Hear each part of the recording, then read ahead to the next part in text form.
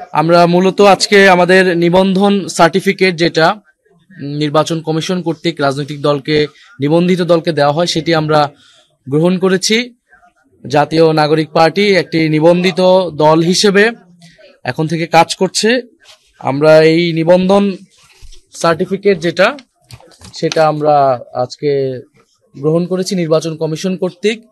আপনারা জানেন এবং প্রিয় দেশবাসী সকলেই জানেন যে আমাদের এই নিবন্ধন প্রক্রিয়ার শুরু থেকেই আমাদের জাতীয় নাগরিক পার্টির কেন্দ্রীয় এবং তৃণমূলের নেতাকর্মীরা তারা অক্লান্ত পরিশ্রম করেছেন। অত্যন্ত কম সময়ে তারা এই সকল শর্ত, নির্বাচন কমিশনের সকল শর্ত আমরা পূরণ করেছি। আমি আজকে আমাদের জাতীয় নাগরিক পার্টির সর্বস্তরের নেতাকর্মী যারা কাজ করেছেন এবং এনসিপির শুভাকাঙ্ক্ষী যারা আমাদেরকে নানাভাবে সহযোগিতা করেছেন তাদেরকে আন্তরিকভাবে ধন্যবাদ এবং কৃতজ্ঞতা জানাচ্ছি। নির্বাচন কমিশনকেও আমরা কৃতজ্ঞতা জানাচ্ছি এবং আপনারা যারা আমাদেরকে কভারেজ দিয়েছেন, মিডিয়া কর্মী ভাই ও বোনেরা, আপনাদেরকে আমরা ধন্যবাদ জানাচ্ছি। আমরা এই নিবন্ধন সার্টিফিকেট পেয়েছি। একই সাথে আপনারা জানেন যে আমাদের প্রতীক বরাদ্দ হয়েছে অনেক চড়াই উতরাইয়ের পরে আমরা একটা প্রতীক পেয়েছি এবং এই প্রতীকটি হচ্ছে শাপলা কলি প্রতীক। আমরা এই শাপলা কলি প্রতীকে এবার এনসিপি নির্বাচনে অংশগ্রহণ করবে ইনশাআল্লাহ। জনগণের আশা আকাঙ্ক্ষার প্রতীক হিসেবে, গ্রাম বাংলার মানুষের প্রতীক হিসেবে শাপলা কলি এবার নির্বাচনে থাকবে এবং ইনশাআল্লাহ আমরা জনগণের সেই আকাঙ্ক্ষা অনুযায়ী কাজ করে যেতে পারবো। আমরা নির্বাচন কমিশনের সাথে আরো কয়েকটি বিষয়ে কথা বলেছি।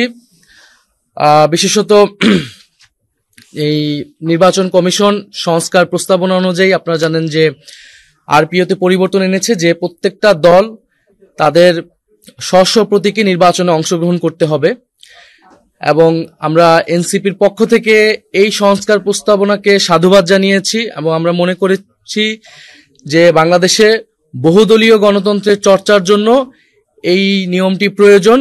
প্রত্যেকটা দলকে তার নিজস্ব প্রতীকে, নিজস্ব মার্কায়, নিজস্ব আদর্শে রাজনীতি করা উচিত। কোনো দলের সাথে জোট বা সমঝোতা হলেও তার প্রতীক আলাদা হওয়া উচিত।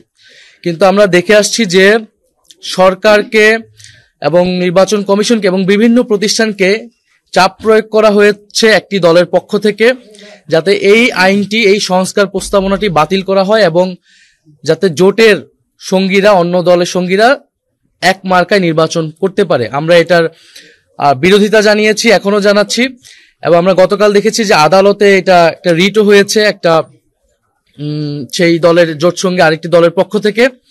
আদালতকে যেহেতু রাজনৈতিক মাঠে এবং সরকারের কাছ থেকেও এটি আদায় করা সম্ভব হয়নি, এখন আদালতের মাধ্যমে আদালতকে ব্যবহার করে এই সংস্কার প্রস্তাবনাটি বাতিলের চেষ্টা করা হচ্ছে।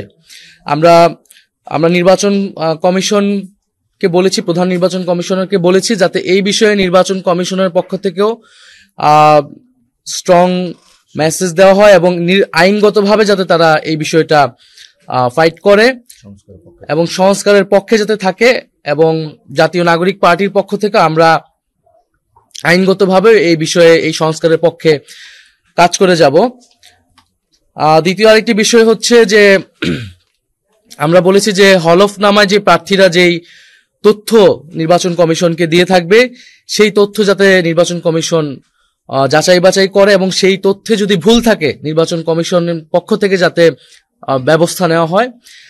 এছাড়াও নির্বাচন কমিশন কর্তৃক যে আইন, সেই আইন যাতে সবার জন্য সমানভাবে প্রয়োগ হয়।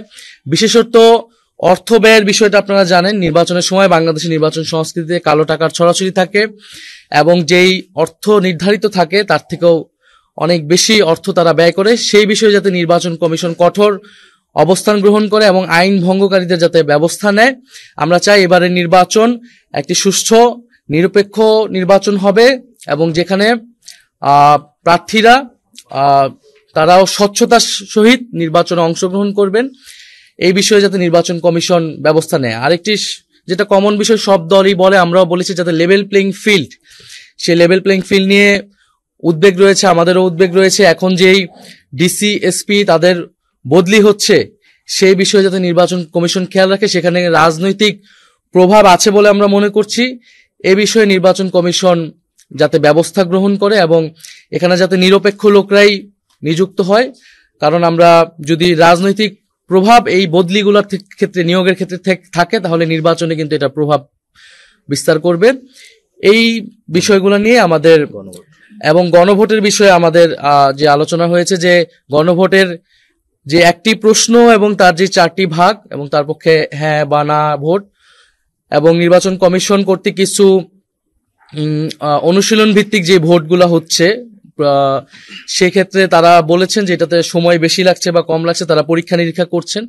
আমরা বলেছি যাতে এটা যাতে সঠিকভাবে প্রচার করা হয়, কারণ এটা যদি প্রথম থেকেই প্রচারণা না করা হয় তাহলে জনগণের কাছে কিন্তু এই তথ্যটি পৌঁছাবে না এবং নির্বাচনে যেই এই সময়টায় যে অপতথ্য মিস ইনফরমেশন ডিসইনফরমেশন ক্যাম্পেইন হয় সেক্ষেত্রে যাতে নির্বাচন কমিশন বিশেষ উদ্যোগ গ্রহণ করে, কারণ এবং বিশেষত আমাদের নারী প্রার্থী যারা হবে নারীদের ক্ষেত্রে অনলাইন সাইবার বুলিং এই বিষয়ে যাতে নির্বাচন কমিশন বিশেষ ব্যবস্থা গ্রহণ করে। গণভোটের যে অর্ডার তারা সরকারের পক্ষ থেকে করা হয়েছে সেটা আসলে বিভিন্ন দলকে সন্তুষ্ট করার জন্য তারা এইরকম 4টি ভাগে এটা ভাগ করেছেন। এটার আসলে প্রয়োজন ছিল না, এটা আরো সুস্পষ্টভাবে করা উচিত ছিল এবং এখনো যদি সম্ভব হয় আমরা সরকারের কাছে সেই সাজেশন দিয়েছি, কারণ এটা জনগণের মধ্যে বিভ্রান্তি তৈরি করতে পারে।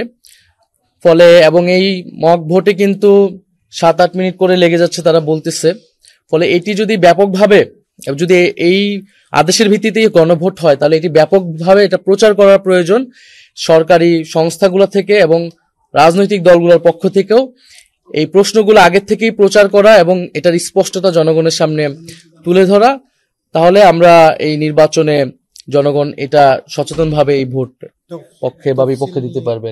তফসিল তারা আমাদেরকে সুস্পষ্টভাবে জানায়নি, যে যেটা তারা মিডিয়াতে বলেছে যে হয়তো আগামী 1-2 সপ্তাহের মধ্যে তারা দিবে। আমরা বলেছি যে বিদ্যমান যে রাজনৈতিক পরিস্থিতি সেই পরিস্থিতি বিবেচনায় রেখেই তারা যাতে তফসিলের ঘোষণাটি দেয়। নির্বাচন কমিশন নিয়ে আমাদের সেই উদ্বেগ এখনো আছে এবং নির্বাচন কমিশন আমরা বলেছি যে পুরনো আইনে গঠিত হয়েছে আমরা এটার বিরোধিতা করেছিলাম। আমরা বলেছিলাম যে সংস্কার প্রস্তাবনা অনুযায়ী এটি গঠিত হওয়া উচিত ছিল, কিন্তু আমরা তো নির্বাচনের পথেও এগোতে চাই, যেহেতু বিদ্যমান বাস্তবতা অনুযায়ী সরকার এটি করেছে, আমরা এই জন্য সেটার আর কঠোর হইনি সেই বিষয়ে। কিন্তু নির্বাচন কমিশন তার ক্যাপাসিটি নিয়ে কিন্তু আমরা সবসময় উদ্বেগ জানিয়ে আসছি এবং এই জন্য আমরা বারবার আসছি এবং আমাদের জায়গা থেকে যে সাজেশনগুলা নির্বাচন কমিশনের প্রতি আমরা কিন্তু সেটা সবসময় দিয়ে যাচ্ছি। এবং নির্বাচন কমিশন এবং নির্বাচন কমিশনের প্রতিষ্ঠানে যারা বিগত বছরগুলোতে কাজ করেছে, যে অনেক দুর্নীতিবাজ অফিসার কিন্তু এই নির্বাচন কমিশনে এখনো রয়ে গেছে। আমাদের কাছে বিভিন্ন প্রমাণও আসছে, আমরা সেটা কিন্তু নির্বাচন কমিশনের বরাবর দিচ্ছি। ফলে সেই জায়গায় যাতে নির্বাচন কমিশন সতর্ক হয় এবং যথাযথ ব্যবস্থা নেয় সেই আমাদের আহ্বান থাকবে। আমরা কোনোভাবেই চাই না যে নির্বাচনের যেই যাত্রা শুরু হয়েছে এটা কোনোভাবে ব্যাহত হোক। যথাসময়ে এবং যথাযথ পরিবেশে সুষ্ঠু একটা নির্বাচন যাতে হতে পারে সেটা আমাদের প্রত্যাশা থাকবে। সেক্ষেত্রে আমরা সর্বাত্মকভাবে সহযোগিতা করব। তবে যদি নির্বাচন কমিশনের আমরা দেখি যে তারা পক্ষপাতিত্বমূলক আচরণ করতেছে, আমরা বিভিন্ন সময় দেখেছি, এর আগে আমরা বলেছি সুস্পষ্টভাবে, এটা যদি তারা ভবিষ্যতে করে সেক্ষেত্রে নির্বাচন কমিশনের প্রতি আমরা সম্পূর্ণ অনাস্থা দিতে বাধ্য এবং তাদের বিরুদ্ধে কিন্তু আমাদের তখন কঠোর ব্যবস্থা নিতে হবে। এর আগে কিন্তু আমরা ডিসি নিয়োগ নিয়ে অনেক আলোচনা শুনেছি এবং সেটা কিন্তু সরকারের জায়গা থেকে স্পষ্ট করেনি, যে প্রধান উপদেষ্টার কাছে যখন আমরা বলেছি উনি বলেছেন এটা তিনি সরাসরি দেখবেন। এছাড়া কিন্তু কোন প্রক্রিয়া এটা হবে বা হচ্ছে এবং আগের যে অভিযোগগুলো এসেছে সেই অভিযোগগুলো আসলে কি সেটা নিয়ে কি ব্যবস্থা নেওয়া হলো সেটা আমরা পাইনি। সেজন্য আমরা বলেছি এই ডিসি এসপি নিয়োগে রাজনৈতিক প্রভাব থাকতে পারে, আমরা বিভিন্ন জায়গায় সেটা খোঁজ পাচ্ছি। নির্বাচন কমিশন যাতে এই বিষয়ে সচেতন হয়, সিল দেওয়ার সময়টা যাতে রাজনৈতিক স্থিতিশীলতা থাকে এবং প্রত্যেকটা দলই যাতে নির্বাচনী যাত্রা শুরু করার একটা পরিবেশে থাকে তাদের দলের ভিতরে এবং সার্বিক রাজনৈতিক সেই পরিবেশটা যাতে থাকে, সেই সময়টায় যদি তফসিল দেওয়া হয় তাহলে এটা নির্বাচন কমিশন এবং সকল রাজনৈতিক দলের জন্য সেটা উপকারী হবে। যেই সময়টায় তফসিল দেওয়া হবে সেই সময় রাজনৈতিক পরিবেশটা যাতে তারা বিবেচনায় রাখে, সেটা রেখে তারা যে কোনো দিন দিতে পারে আমরা দেশকে